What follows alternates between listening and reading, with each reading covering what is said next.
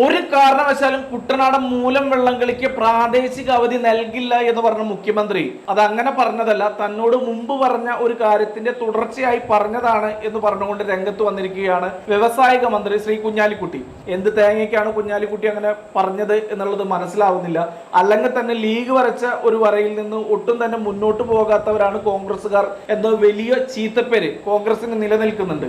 റിജി ചെറിയാൻ എന്നല്ല, കേരളത്തിലെ ഒരു MLA തന്റെ നിയോജക മണ്ഡലത്തിലോ ജില്ലയിലോ പ്രാദേശിക അവധി വേണമെന്ന് പറഞ്ഞാൽ നൽകരുത്. ജനുവരി 1 സ്റ്റാർട്ട് ചെയ്ത് ജനുവരി 2-ാം തീയതി മന്നൻ ജയന്തിക്ക് കലണ്ടറിൽ ചുവപ്പക്ഷരമാണ്. തുടർന്ന് എല്ലാ സമുദായിക നേതാക്കന്മാരുടെ ജനനത്തിനും മരണത്തിനും കലണ്ടറിൽ ചുവപ്പക്ഷരമാണ്. ഞായറാഴ്ച ചുവപ്പക്ഷരമാണ്, 2-ാം ശനി ചുവപ്പക്ഷരമാണ്, ഓണം, വിഷു, ബക്രീദ്, ക്രിസ്മസ്, ദുഃഖവെള്ളി തുടങ്ങിയ എല്ലാത്തിനും കലണ്ടറിൽ ചുവപ്പക്ഷരമാണ്. ഇത് കൂടാതെ വലിയ മഴ പെയ്താൽ ചുവപ്പക്ഷരമാണ്, വലിയ ചൂടുണ്ടായാൽ ചുവപ്പക്ഷരമാണ്.